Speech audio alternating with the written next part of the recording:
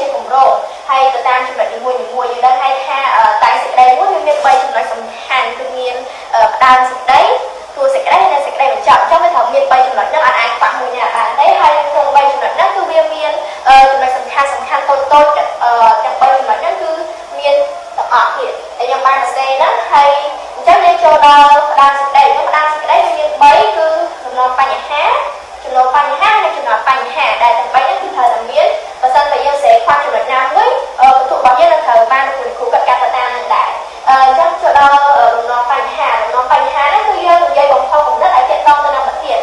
ចូលដល់កន្លែងហ្នឹងខ្ញុំចង់បើកបញ្ចក់បន្តិចថាប្រធានរបស់យើងគឺមានប្រធានតែសេចក្តីបែបបញ្យលបែបពិភាក្សានិងក៏បែបប្រៀបធៀបអញ្ចឹងទៅប៉ុន្តែចំពោះប្រធាននេះគឺជាប្រធានបែបបញ្យលអញ្ចឹងតែបញ្យលប្រធានបញ្យលដូចវិញប្រធានបញ្យលវាអាចមានបញ្យលបែបអក្សរសិល្ប៍បញ្យលបែបទស្សនៈឬក៏ពាក្យស្លោកអញ្ចឹងទៅដែលគេដាក់តាមអាស្រ័យទៅលើប្រធានដែលគេដាក់មកប៉ុន្តែចំពោះប្រធាននេះយើងឃើញថាមកដាក់តាមបានមកគឺគេនិយាយពីអក្សរសិល្ប៍បានទៅហើយអញ្ចឹងថាអក្សរសិល្ប៍បណ្ដុះមនុស្សឲ្យទទួលបាននូវគុណតម្លៃសម្រាប់មនុស្សនៅក្នុងសង្គមចឹងយើងដឹងថាប្រធានហ្នឹងគឺប្រធានបែបអក្សរសិល្ប៍ចឹងតើការផ្ដើមសេចក្តីបែបប្រធានអក្សរសិល្ប៍ហ្នឹងគឺផ្ដើមដូចម្ដេចពួកអីនេះខ្ញុំបានសរសេរចូលទេខ្ញុំគាត់សរសេរថាបំផុសគំនិតឲ្យទាក់ទងទៅនឹងប្រធានចឹងទាក់ទងទៅនឹងប្រធានបើសិនជាប្រធានបែបអក្សរសិល្ប៍គឺយើងត្រូវនិយាយទាក់ទងទៅនឹងប្រធានបែបអក្សរសិល្ប៍ហើយនៅក្នុងនោះដែរយើងអាចនិយាយចំពោះប្រធានអក្សរសិល្ប៍គឺយើងមានក្បួននៅក្នុងការសរសេរអញ្ចឹងដើម្បីទាក់ទងជាមួយអក្សរសិល្ប៍អញ្ចឹងយើងអាចនិយាយអំពីប្រភេទឬក៏ចលនារបស់អក្សរសិល្ប៍ហើយយើងអាចនិយាយពីមុខងាររបស់អក្សរសិល្ប៍ដែលមុខងាររបស់អក្សរសិល្ប៍មាន3ប៉ុន្តែយើងនិយាយថា4ចុះវាមានមុខងារអប់រំតថៈពុទ្ធិហើយនិងអប់រំផ្នែកសិលវិទ្យាផងដែរអញ្ចឹងអានេះគឺជាមុខងាររបស់អក្សរសិល្ប៍យើងអាចសរសេរនៅក្នុងដំណងបញ្ហាហើយយើងក៏បានលើកយកឧទាហរណ៍ពីរផងដែរដែលទាក់ទងនឹងប្រធានបែបអក្សរសិល្ប៍ដែលខ្ញុំបានសរសេរចូលនៅក្នុងกระดาษនេះកុំឲ្យមានការខុសឆ្គងអញ្ចឹងហើយខ្ញុំសូមធ្វើការអានដើម្បីបង្ហាញពីប្រធានបែបអក្សរសិល្ប៍តែគេអាចដើរបានដោយម្ដេចខ្លះអញ្ចឹងឧទាហរណ៍ថាប្រធានមួយគេឲ្យគេនិយាយថាអក្សរសិល្ប៍គឺជាកញ្ចក់ឆ្លុះបញ្ចាំងសង្គមអញ្ចឹងបើសិនជាប្រធានបែបហ្នឹងគឺប្រធានដែលតាក់ទងទៅនឹងអក្សរសិល្ប៍ដែរហ្នឹងហើយគេថាអក្សរសិល្ប៍គឺជាកញ្ចក់ឆ្លុះបញ្ចាំងសង្គមអញ្ចឹងតែយើងត្រូវផ្ដើមដូចម្ដេចអញ្ចឹងយើងបានកត់ពីក្នុងឯកសារដែលខ្ញុំស្វែងរកនៅក្នុងអ៊ីនធឺណិតមកគេថាការសិក្សាស្នាដៃអក្សរសិល្ប៍មានតួនាទីសំខាន់ណាស់នៅក្នុងការបង្ហាញនិងផ្ដល់នូវមុខងារសំខាន់ដល់សង្គមមនុស្សដូចជាមុខងារពុទ្ធិអប់រំតថៈមុខងារសិលវិទ្យាទៅតាមប្រភេទនិងចលនានៃអក្សរសិល្ប៍តាមរយៈមុខងារនៃអក្សរសិល្ប៍នេះហើយទៅមានប្រធានមួយពោលថាអក្សរសិល្ប៍គឺជាកញ្ចក់ឆ្លុះបញ្ចាំងសង្គមចឹងហ្នឹងហើយគឺចំពោះប្រធានដែលគេឲ្យយើងបង្ហាញថាអក្សរសិល្ប៍គឺជាកញ្ចក់ឆ្លុះបញ្ចាំងសង្គមគឺយើងនិយាយពីមុខងាររបស់អក្សរសិល្ប៍ដែលមានដូចខ្ញុំនិយាយខាងដើមគឺមានមុខងារអប់រំពុទ្ធិតថៈហើយនិងអប់រំសិលវិទ្យានិងគេនិយាយពីប្រភេទឬក៏ចលនាអក្សរសិល្ប៍ដែលយើងធ្លាប់ដឹងហើយគឺចលនាអក្សរសិល្ប៍មាន4ហើយប្រភេទគឺមាន3ហ្នឹងហើយបន្តទៅទៀតអាចនឹងមានហើយចង់បន្ថែមមួយសំឡេងទៀតផងដែរបើសិនបើគេនិយាយចំពោះអក្សរសិល្ប៍ណាមួយឧទាហរណ៍ថាចលនាអក្សរសិល្ប៍វាមាន4មានខេមរៈមានអក្សរសិល្ប៍ពុទ្ធនិយមអក្សរសិល្ប៍ព្រាហ្មណ៍និយមក៏ដូចជាបរទេសនិយមផងដែរប៉ុន្តែឧទាហរណ៍ថាចុះបើសិនបើគេលើកយកអក្សរសិល្ប៍ណាមួយក្នុងចំណោមចលនាអក្សរសិល្ប៍ទាំង4ហ្នឹងមកតែយើងផ្ដើមដូចម្ដេចអញ្ចឹងក៏បានលើកយកមកដែរគឺឧទាហរណ៍ថាប្រធានគេដាក់ថាអក្សរសិល្ប៍ខេមរៈនិយមជាកញ្ចក់ឆ្លុះបញ្ចាំងឲ្យឃើញពីលក្ខណៈជាតិចឹងនេះគឺគេនិយាយពីចលនាអក្សរសិល្ប៍បែបខេមរៈនិយមម្ដងអញ្ចឹងបើសិនជាយើងផ្ដើមយើងអាចផ្ដើមបានដូចជាគេនិយាយថាអក្សរសិល្ប៍គឺជាកញ្ចក់ឆ្លុះបង្ហាញអំពីជីវភាពរស់នៅរបស់មនុស្សទូទៅពោលគឺយកបញ្ហាមនុស្សមកចោទនិងដោះស្រាយទៅតាមដំណើររឿងនីមួយៗហើយស្នាដៃទាំងនោះក៏បានបង្ហាញអំពីជីវប្រវត្តិរឿងរ៉ាវនានាទាំងផ្ដល់នូវតម្លៃអប់រំអាស្រ័យទៅតាមចលនារបស់អក្សរសិល្ប៍ផងដែរអញ្ចឹងក្នុងចំណោមអក្សរសិល្ប៍ទាំងអស់យើងឃើញថាអក្សរសិល្ប៍ខេមរៈនិយមតែត្រូវបានអ្នកនិពន្ធលាតត្រដាងនៅបញ្ហាដែលកើតមាននៅក្នុងសង្គមខ្មែរដូចនេះហើយទើបមានមតិមួយឡើងថាអក្សរសិល្ប៍ខេមរៈនិយមបានបង្ហាញពីលក្ខណៈសង្គមខ្មែរនីមួយៗចឹងនេះបើសិនបើគេឲ្យយើងបង្ហាញអំពីអក្សរសិល្ប៍ចលនាណាមួយនៅក្នុងចំណោមអក្សរសិល្ប៍ទាំង4ហ្នឹងចឹងយើងអាចផ្ដើមបានដូចខាងលើខ្ញុំបានអានហ្នឹងចឹងយើងកាត់ទេចឹងយើងបន្តចូលទៅដល់ចំណុចមួយទៀតគឺចំណុចបញ្ហាគឺយើងលើកប្រធានមកដាក់បងចឹង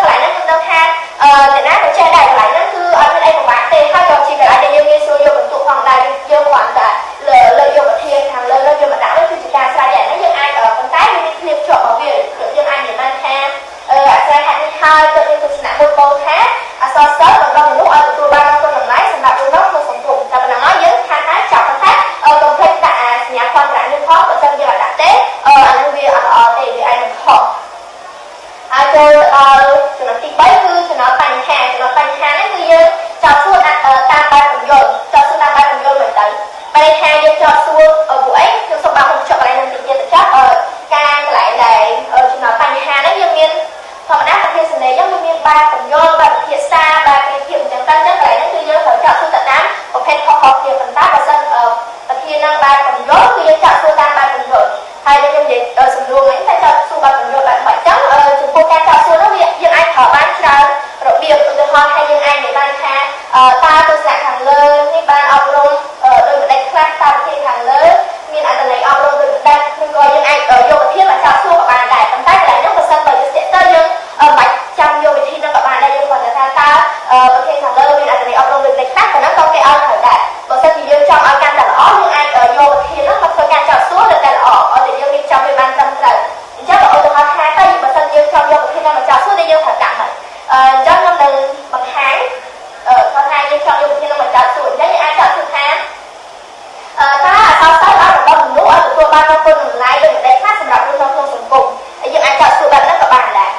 អញ្ចឹងចំពោះចំណុចទាំង3ហ្នឹងគឺចាប់ហើយក្នុងការដាំសេចក្តីយើងចូលទៅបន្ត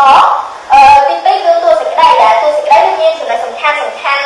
ទាប់មាននឹងមានដូចជាចំណុចសំខាន់យើងដឹងថាមានគ្រាជាប់មានប្រយោគពាក្យទន្លឺមានប្រយោគនៃប្រធានបកស្រាយប្រធានហើយនៅក្នុងបកស្រាយប្រធានហ្នឹងគឺយើងមានចំណុចសំខាន់ក៏ដូចជាមានឧទាហរណ៍ផងដែរហើយចំណុចចុងក្រោយនៅក្នុងតួសេចក្តីគឺសរុបសេចក្តីហើយយើងចូលដល់សេចក្តីបញ្ចប់ហើយអញ្ចឹងយើងត្រឡប់មកវិញគឺចំណុចតួសេចក្តីរបស់យើងមានធៀបជាប់សេចក្តីយើងធៀបជាប់សេចក្តីគឺអ្នកណាក៏ចេះដែរយើងដឹងច្បាស់ថាអ្នកដល់គ្នាបាត់ចេះដែរគាត់ថាកន្លែងនេះគឺយើងមានវិធីធ្វើខុសៗគ្នាចឹងតើយើងអាចផ្ដើមដើម្បីជាបឋមឬក៏មុនឡើងអញ្ចឹងយើងអាចប្រើបានច្រើនវិធីមែនតើឧទាហរណ៍ថាយើងលើកយកដើម្បីជាមួយមកធ្វើជាធៀបជាប់សេចក្តីហ្នឹងទៅធៀបជាប់សេចក្តីហ្នឹងយើងអាចថាដើម្បីជាគុណប្រយោជន៍នៅក្នុងការបកស្រាយប្រធានឲ្យបានក្បោះក្បាយយើងក៏បើយើងលេខទៅលើជាមុនសិនហ្នឹងទៅណាគឺចាប់ហើយនៅក្នុងធៀបជាប់សេចក្តីអញ្ចឹងយើងបន្តទៅដល់ពន្យល់នៃពាក្យទន្លឺចឹងយើងបានប្រាប់អញ្ចឹងគឺដើម្បីឲ្យយើង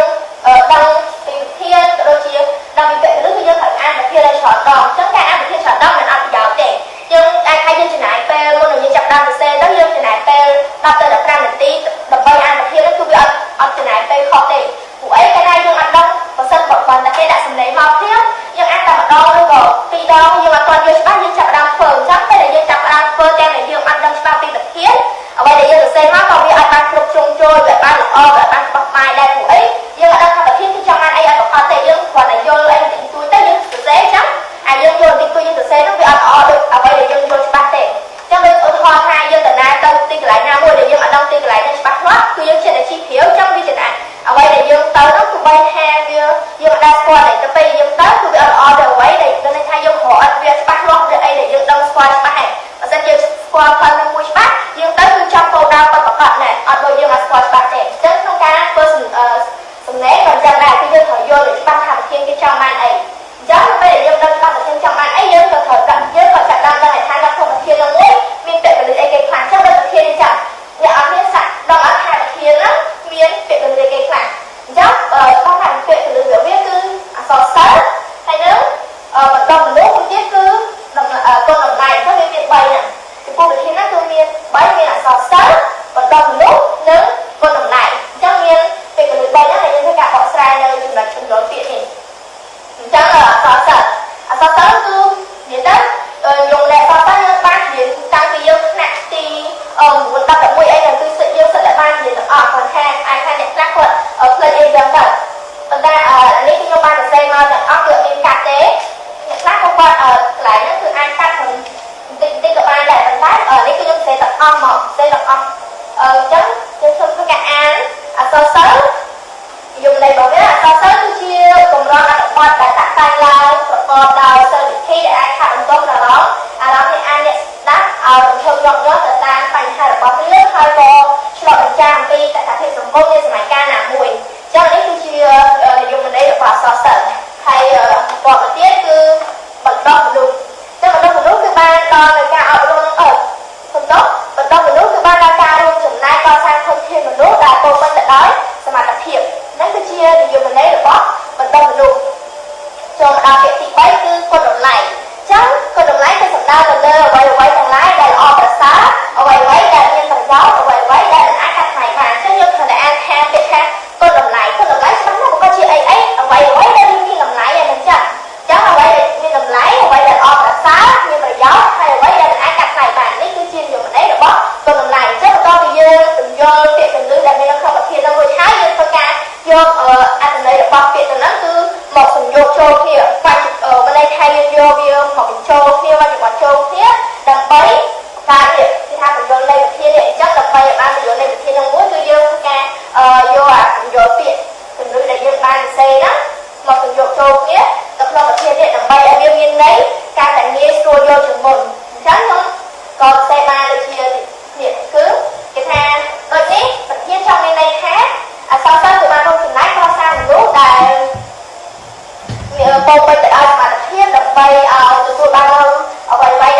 ដែលជាប្រយោជន៍អបអរសានិងមិនអាចកាត់ថ្លៃបានសម្រាប់ពលរដ្ឋក្នុងសង្គមអញ្ចឹងអានេះគឺចាប់ទៅលើការបញ្យល់នៃប្រធានដែរអញ្ចឹងយើងចូលទៅដល់ចំណុចមួយទៀតគឺបកស្រាយប្រធានចុះបកស្រាយប្រធានហ្នឹងកន្លែងហ្នឹងគឺជាកន្លែងដែលយើងចោះផ្ទាល់ជាការពិតណាស់ហ្នឹងប៉ុន្តែយើងបានសរសេរនៅក្នុងនេះទេយើងគាត់តែចង់សង្ខេបទៅលើចំណុចសំខាន់ដែលយើងត្រូវសរសេរនៅក្នុង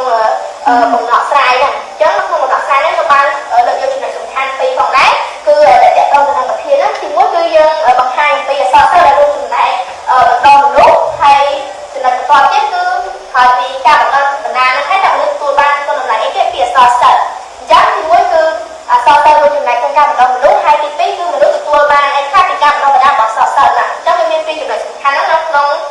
ការបកស្រាយអញ្ចឹងក្នុងការបកស្រាយដល់ថាក្នុងការស្ដាប់ហ្នឹងគឺមានជាការពិតណាស់អីចឹងទៅបន្ទាប់មកយើងខានចាត់ការពិតណាស់ដែលយើងលើកប្រធានហ្នឹងអក្សរសិល្ប៍គឺបានបណ្ដុះមនុស្សឲ្យទទួលបាននូវតម្លៃនៅក្នុងសង្គមពីព្រោះអីព្រោះវាបានគេនេះអក្សរសិល្ប៍នឹងសិតតែបានរួមចំណែកយ៉ាងសកម្មដើម្បីបណ្ដុះបណ្ដាលធនធានមនុស្សអញ្ចឹងអាហ្នឹងចំពោះកន្លែងហ្នឹងដែរបានបញ្ជាក់ពីចំណុចសំខាន់គឺយើងអាចលើកវាទៅលោកបានកាន់តែច្រើនកាន់តែល្អសំខាន់ឲ្យតែចំណុចទាំងអស់ហ្នឹងគឺវាត្រូវតទៅនឹងអ្វីដែលយើងចង់សរសេរណាយើងអាចយកប្រាប់ប្រធានបទយើងមកដាក់បានទេអញ្ចឹងកន្លែងហ្នឹងយើងអាចលើកច្រើននិយាយទៅច្រើនពេលកាន់តែច្រើនកាន់តែល្អប៉ុន្តែអាចច្រើនហ្នឹងគឺគាត់តែត្រឹមត្រូវចិត្តល្អអញ្ចឹងលើកយកមកតែប្រហែលចំណុចទេដើម្បីឲ្យជាថាជាគោលគំនិតក្នុងការបកស្រាយប្រធានហ្នឹងបើសិនជាលើកច្រើនទៀតក៏ល្អដែរប៉ុន្តែអានេះខ្ញុំសូមលើកតែថាជា7ចំណុចទេអញ្ចឹងសូមធ្វើការអានគេថាអញ្ចឹងដល់ទៅបានរួមចំណែកសកម្មដើម្បីបណ្ដុះបណ្ដាលធនធានមនុស្សដូចជាទី1កសាងចំណេះដឹងចំណេះធ្វើបំណិនវិជ្ជាជីវៈអញ្ចឹងអក្សរសិល្ប៍បានកសាងចំណេះដឹងចំណេះធ្វើបំណិនវិជ្ជាជីវៈតាមរយៈគេការនៅពេលដែលមនុស្សយើងធ្វើការសិក្សាយើងក៏ប្រកបណាស់គឺយើងទទួលបាននូវចំណេះដឹងយើងទទួលបាននូវចំណេះធ្វើហ្នឹងតាមរយៈការអនុវត្តការយកមកអនុវត្តហ្នឹងហើយគឺជាចំណេះធ្វើហើយចំពោះបំណិនវិជ្ជាជីវៈហ្នឹងវិញអាចយកអាចជាមុខរបរក៏ជាការអប់រំឲ្យយើងមានគំនិតបង្កើតមុខរបរអីមួយអញ្ចឹងអាហ្នឹងក៏បានបំណិនវិជ្ជាជីវៈដែរចំណុចទី2គឺយើងរស់នៅមានសិលអានេះគឺត្រូវរស់នៅមានសិលធម៌មិនឲ្យនឹងសរសេរខ្វះកន្លែងនោះសូមអធិស្ឋានផលចំពោះចំណុចខ្វះខាតកន្លែងហ្នឹងដែរចឹងសូមតែអានម្ដងទៀតរស់នៅមានសិលធម៌គុណធម៌សុជីវធម៌អញ្ចឹងដល់ពេលដែលយើងមនុស្សម្នាក់ឬក៏បុគ្គលណាមួយដែលមានការអប់រំត្រឹមត្រូវស្តង់ដារគឺនឹងមានរស់នៅគឺគាត់មានសិលធម៌មានគុណធម៌សុជីវធម៌ចេះគោរពអ្នកដទៃឲ្យតម្លៃអ្នកដទៃមិនរើសអើងគ្នារស់នៅប្រកបដោយសេចក្តីសុខអញ្ចឹងទៅហើយបន្តមកទៀតចំណុចនេះគឺគេថាប្រការឆ្លុះនៅព្រមវិហារធម៌គឺសុបរិយធម៌អញ្ចឹងអក្សរសិល្ប៍គឺបានអប់រំឲ្យយើងប្រការឆ្លុះនៅព្រមវិហារធម៌4ហ្នឹងយើងដឹងហើយថាមានមេត្តាករុណាមុទិតានិងឧបេក្ខាបានន័យថាចំពោះពុកម្ដាយអញ្ចឹងគឺគាត់មានព្រមវិហារធម៌ចំពោះកូនយើងចេះគោរពគ្នាស្រឡាញ់គ្នាអត់ឲ្យលេចគ្នាទូសុបរិយធម៌យើងប្រការសិលប្រការធម៌អញ្ចឹងទៅធម៌ទាំង10ប្រការហ្នឹងហើយចំណុចបន្តទៀតគឺមានមនសិការស្នេហាជាតិចូលរួមកសាងជាតិខ្មែរអញ្ចឹងអក្សរសិល្ប៍តែងតែបង្កប់នៅ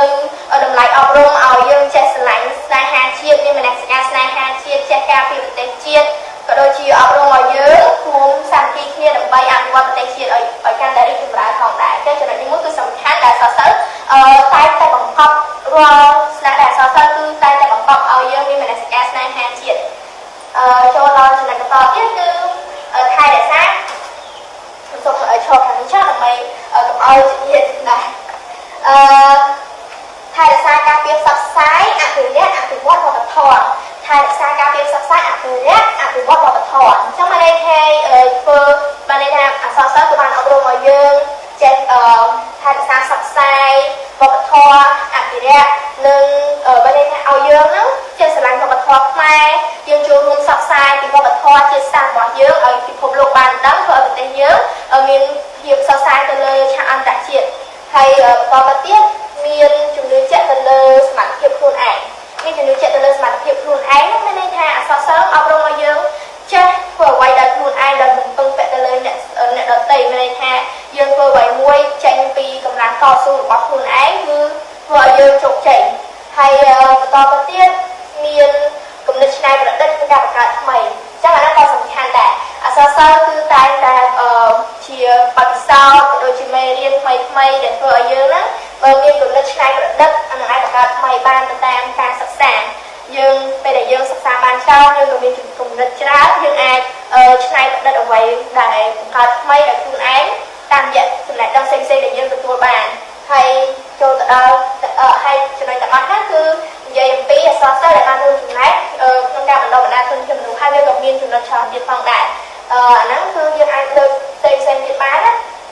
ហើយចូលបន្តមកទៀតគឺយើងនិយាយអំពីក្រោយពីការដែលបន្តបណ្ដាលហ្នឹងហើយមនុស្សគឺទទួលបាននឹងគុណតម្លៃយ៉ាងក៏ប្រសើរហ្នឹងគឺតម្លៃដែលយើងទទួលបានពីអក្សរសិល្ប៍ហ្នឹងឯងតម្លៃដែលយើងទទួលបានពីអក្សរសិល្ប៍មានដូចជាទី1គឺយើងមានសមត្ថភាពអាចធ្វើការងារអាចវិវត្តសង្គមជាតិឲ្យបានរីកចម្រើនអាហ្នឹងនៅពេលដែលយើងទទួលបានការអប់រំនេះនៅពេលដែលយើងទទួលបាននូវចំណេះដឹងនៅពេលដែលយើងទទួលបាននូវចំណេះដឹងគឺយើងមានសមត្ថភាពអាចធ្វើការងារបាននៅពេលដែលយើងមានសមត្ថភាពអាចធ្វើការងារច្បាស់ណាស់គឺយើងនឹងការរីកចម្រើនហើយយើងក៏បានចូលរួមអភិវឌ្ឍសង្គមជាតិរបស់យើងឲ្យរីកចម្រើនផងដែរនិងការចេញពីបុគ្គលនៅក្នុងប្រទេសមួយរីកចម្រើនបានគឺតែមានធនធានមនុស្សដែលមានសមត្ថភាពមានចំណេះដឹងទៅសង្គមនឹងអាចរីកចម្រើនបានអញ្ចឹងចូលដល់ចំណុចបន្តទៀតគឺទទួលបានជោគជ័យមានកិត្តិយសមុខមាត់ជាថ្លៃថ្នូរនៅពេលដែលយើងមានការអប់រំមានចំណេះដឹងយើងធ្វើការដែលនោះគឺយើងតែងតែទទួលបានជោគជ័យហើយយើងក៏ទទួលបាននូវកិត្តិយសមុខមាត់និងជាថ្លៃថ្នូរផងដែរហ្នឹងគឺជាគុណតម្លៃមួយហើយគុណតម្លៃដែលយើងទទួលបានហ្នឹងណាយើងមានមុខមាត់មានជាថ្លៃថ្នូរមានការគោរពរាប់អានការស្រឡាញ់ពីអ្នកដទៃហើយមានគេគោរពយើងអញ្ចឹងអាហ្នឹងគឺជាភាពថ្លៃថ្នូររបស់យើងមួយអាចជាតម្លៃដែលថាបានហើយបន្តមកទៀតគឺខ្លួននៅមានសេចក្តីសុខសុភមង្គលមានសន្តិភាពពេញលេញខ្លួននៅមានសេចក្តីសុខសុភមង្គលនិងសន្តិភាពពេញលេញអញ្ចឹងនៅពេលដែលមនុស្សយើងចេះស្រឡាញ់ចេះរាប់អានគ្នាគឺយើងខ្លួននៅជាមួយគ្នាដល់សេចក្តីសុខសុភមង្គលហើយមានសន្តិភាពគឺមិនមានសង្គ្រាមកាត់ឡើងទេបើសិនបើមនុស្សម្នាក់ចេះយកធ្វើចេះស្ទាយស្ដាយចេះស្រឡាញ់រាប់អានគ្នាសាមគ្គីគ្នានោះសង្គ្រាមនឹងគ្មានការកាត់ឡើងទេហើយបន្តមកទៀតគឺមានការគោរពចេះស្រឡាញ់រាប់អានគ្នាហ្នឹងដូចចំណុចដែលយើងបាននិយាយចឹងគឺខ្ញុំបាននិយាយខាងលើហើយអញ្ចឹងគឺយើងមនុស្សម្នាក់គឺមានការគោរពចេះស្រឡាញ់រាប់អានគ្នានៅជាមួយគ្នាដែលសេចក្តីសុខចឹងទៅចូលបន្តចំណុចទៀតឧទាហរណ៍ក្នុងស្នាដៃអក្សរសិល្ប៍ចឹងក្នុងចំណុចឧទាហរណ៍ក្នុងស្នាដៃអក្សរសិល្ប៍ខ្ញុំបានលើកយករឿងមួយចំនួន3មានរឿងកលាបៃលិនដែលជាស្នាដៃអក្សរសិល្ប៍បែបទំនើបរឿងព្រះវេស្សន្តរជាស្នាដៃអក្សរសិល្ប៍បុរាណនិងរឿងហ៊ុនជ័យជាអក្សរសិល្ប៍ជាព្រៃអញ្ចឹងចំពោះរឿងកលាបៃលិនដែលជាស្នាដៃអក្សរសិល្ប៍ទំនើបរបស់លោកញុកថែមហ្នឹងក៏បានយើងអាចលើកយកតួអង្គចាក់ដែរជាតួអង្គដែលខិតខំសិក្សារៀនសូត្ររហូតដល់មានចំណេះដឹងជ្រៅជ្រះហើយក៏ជាកូនដែលស្ដាប់បង្គាប់ឪពុកម្ដាយដែលគាត់បានស្ដាប់បង្គាប់របស់ឪពុកមុននឹងគាត់ស្លាប់ហ្នឹងជាដំបូងមានដែលឪពុកបានបន្សល់ឲ្យគឺរស់នៅក្នុងទីពឹងខ្លួនហើយគាត់ក៏ជាមនុស្សម្នាក់ដែលមានរូបសម្បត្តិស្រស់ស្អាតមានទាំងគុណធម៌សិលធម៌សុជីវធម៌ហើយចិត្តក៏ជាមនុស្សដែលចេះរាប់អានអ្នកជុំវិញខ្លួនកម្មករហ្នឹងគឺគាត់មានភាពស្និទ្ធស្នាលមាន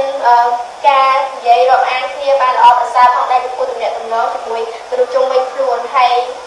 ចិត្តជាមនុស្សដែលចេះគោរពចេះឲ្យបន្ទោសមានសិលធម៌កំណត់ធម៌ល្អហើយចូលបន្តមកមួយទៀតគឺរឿងព្រះវេស្សន្តរជាប្រភេទអក្សរសិល្ប៍បុរាណហ្នឹងគឺក្នុងរឿងព្រះវេស្សន្តរលើកយកតួអង្គព្រះវេស្សន្តរដែលជាតួអង្គមានទឹកចិត្តដ៏ល្អបរិសុទ្ធមានការចេះជួយទៅដល់រាជដែលជួបនឹងទុក្ខលំបាកភាពក្រីក្រគឺព្រះវេស្សន្តរទ្រង់បានប្រទាននៅអំណោយជាច្រើនដូចជាការដាក់ទានទៅលើ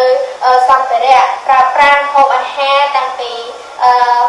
របស់របរប្រើប្រាស់ហើយទ្រង់ក៏បានធ្វើទានបរិច្ចាគសំខាន់ទាំង5ផងដែរហើយព្រះវេស្សន្តរគឺគាត់បានថាគាត់គោរពទៅលើវិជារាជដោយ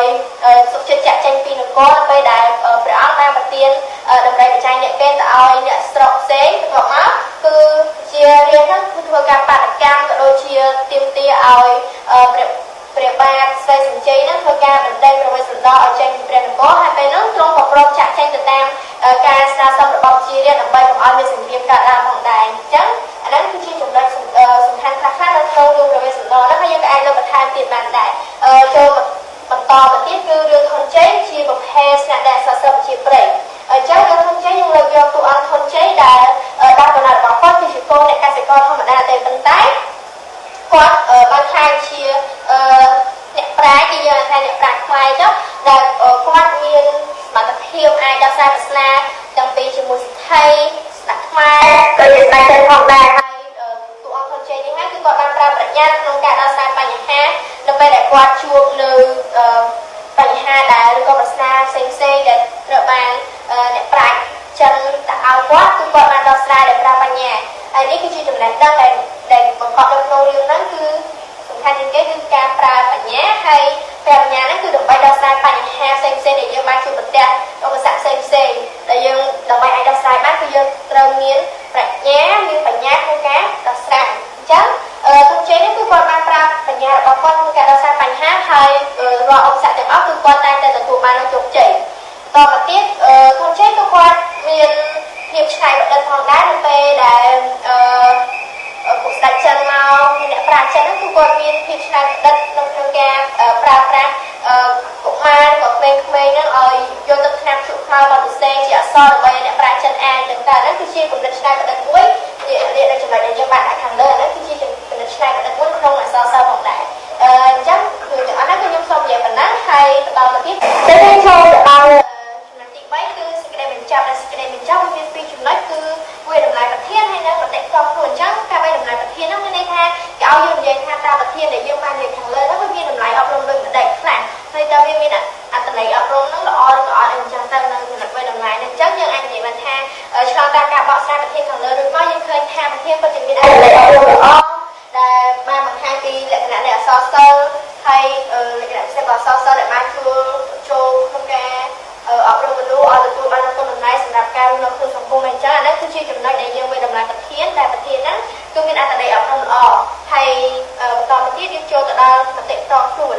មតិផ្ទាល់ខ្លួនហ្នឹងគឺយើងនិយាយថាក្នុងនាមយើងជាអ្នកសិក្សាយើងក៏ត្រូវខិតខំសិក្សារៀនសូត្រដើម្បីទទួលបានចំណេះដឹងហើយយើងត្រូវចូលរួមថែរក្សាវប្បធម៌របស់យើងដោយចូលរួមក្នុងការសិក្សារៀនសូត្រដូចជាអក្សរសិល្ប៍ហ្នឹងដើម្បីកុំឲ្យបាត់បង់អញ្ចឹងអាហ្នឹងគឺជាចំណុចដែលយើងត្រូវនិយាយនៅក្នុងមតិផ្ទាល់ខ្លួនរបស់យើងនៅក្នុងវិធានហ្នឹងតែយើងមានចំណាប់អារម្មណ៍ផ្ទាល់ខ្លួនដូចម្ដេចហើយចំពោះសម្លេងដែលខ្ញុំបានលើកយកមកហ្នឹងគឺមានបញ្ចប់ក្នុងប៉ុណ្ណឹងហើយ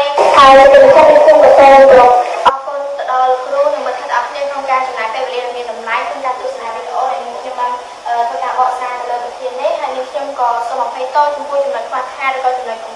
សឆ្គងដែលកើតឡើងដោយចេតនាក្តីឬចេតនាក្តីខ្ញុំសូមធ្វើការអភ័យទោសហើយខ្ញុំក៏សូមគោរពជូនពរទៅឲ្យគ្រូនិងមិត្តភក្តិអរគ្នាជួបប្រទះនៅពុទ្ធពរទាំង4ប្រការគឺអាយុវណ្ណៈសុខៈពលៈកំបីគ្រីស្ទានឡើយសូមអរគុណ